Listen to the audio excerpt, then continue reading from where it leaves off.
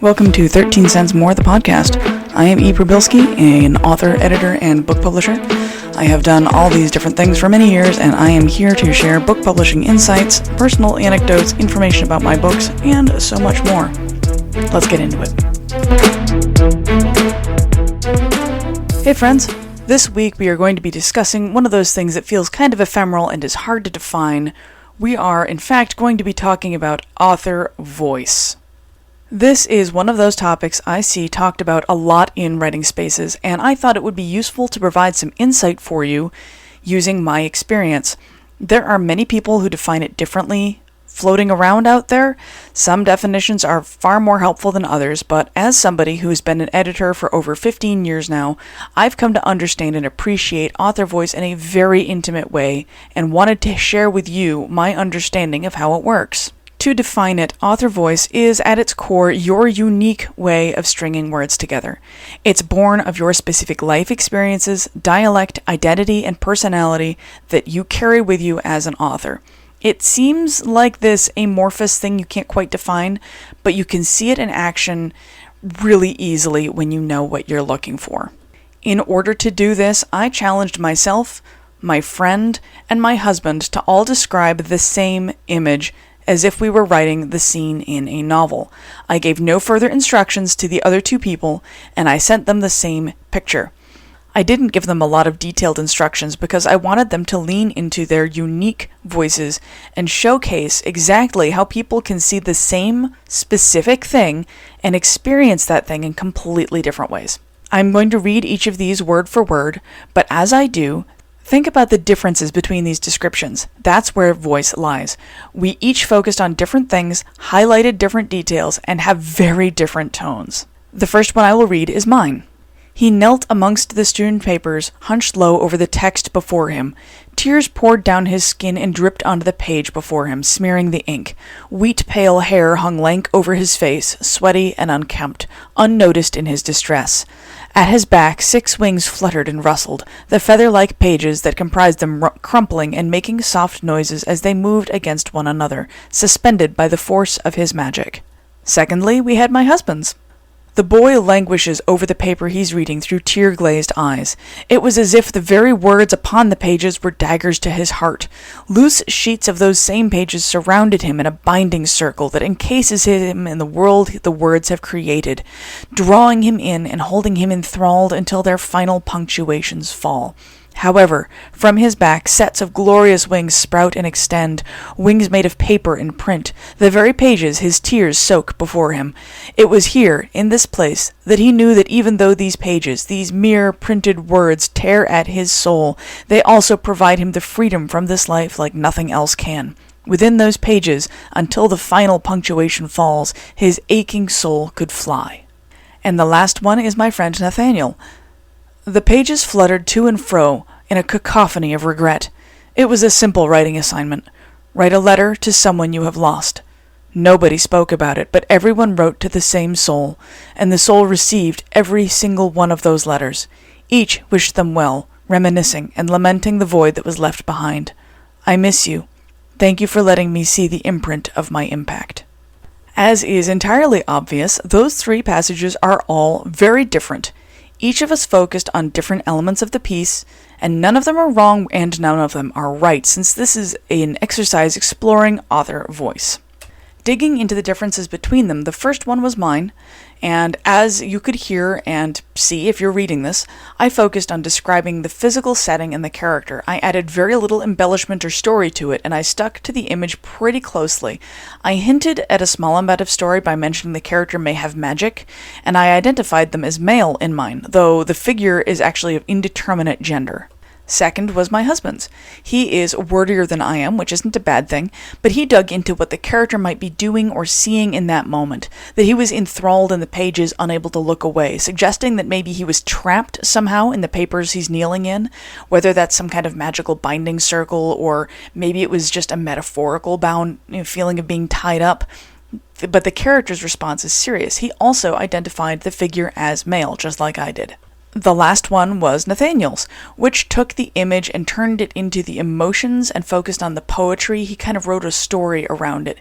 It looks at the words on the pages and connects those words to the figure and kind of discusses the relationship between those letters and that figure.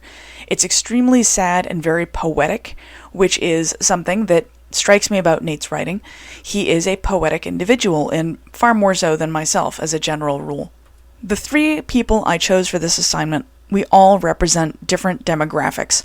I'm not going to explain anybody's personal demographics here, but I specifically chose these three people because we all represent different ages, and the three of us all have dramatically different demographics in certain ways, other than the fact that we are all geographically located near each other. Okay, so what, right? What does that mean? What does this have to do with voice? What does this matter? Well, we have three dramatically different descriptions of the same exact image. The differences in those descriptions have everything to do with author voice. It is a fundamental reality of the world that no two people are going to experience exactly the same thing in exactly the same way, and I can say that with categorical fact. My younger sisters are identical twins. They were born 2 minutes apart. They grew up with many identical events in their lives. They grew up raised in the same exact environment by the same parents. They grew up very, very similar in so many ways, and yet they are very different. Their voices are different, and I don't just mean in pitch and tone and tenor. I mean when they're writing, like I can tell when one of my sisters has stolen the other one's phone and is texting me from that phone. I can tell the difference. That is because while we might all experience the same events, we experience them differently. We internalize those events differently and interact with them differently on an emotional and psychological level, even if the events themselves are identical. That is why I say everybody has a voice that is entirely our own. Every author voice is unique, and I mean that. Nobody on the planet has a voice exactly like yours. Nobody will choose to describe things in the exact same way. And that means that every single story you tell, every scene you describe, and every word you write is a culmination of all these elements that make up your unique experience as an author. I know a lot of authors worry about writing a quote-unquote unique story, and they fixate on making all these story elements that stand out and are entirely different from anything else that's ever been written. But that's not really what makes a story unique. What makes a story unique is the fact that you are writing it. If I were to have written Twilight with the same characters and the same story beats, it would have been a very different book. Even if I used all of the same story beats and characters, it still would have been dramatically different than it was as written. To be clear though, I'm not saying you should write somebody else's book beat for beat and claim it as yours. You really should not do that. But you are not likely to write the same story, even if you are writing the quote-unquote same story. As exemplified above by those different writing examples, we looked at the same image and had the same instructions and came away with three dramatically different pieces of writing. The last thing I'm going to say about author voice is that it is not, in fact, about your punctuation. I've heard people talk about how punctuation is a huge part of their voice, and the fact that they punctuate things wrong is part of their voice, and that is not probably the case. While certain people do use punctuation in very specific ways, like E.E. Cummings, for example, that isn't the norm. If you have a misplaced comma, it is probably just a mistake. And as a rule, editors rarely will damage an author's voice unless they are really ham-handed and crush the life out of your manuscript. That doesn't happen very often unless it's a new editor or somebody who's a shyster and not actually an editor. Anybody who has experience, they are going to treat that voice with kid gloves. Refining your voice is going to be a matter of identifying how you uniquely tell stories and describe things, what words you use, what things you focus on in context of your story. Accept and embrace those unique elements. However, you do need to understand that as a writer, things like using too many adverbs or excess to be verbs, writing passively, and so on, those are not your voice. Improving your writing and fixing those common bad habits is not going to damage your voice. I've seen authors who also don't like the idea of working on those things because they think that's their voice, and it isn't. I promise categorically that is not your voice. Your voice is so much deeper than bad writing habits. If I'm going to get poetical about this, your voice kind of comes out of your soul. It is yours, and it is yours alone. It'll change over time as you experience new things and grow and change as a human being, but it will always be yours.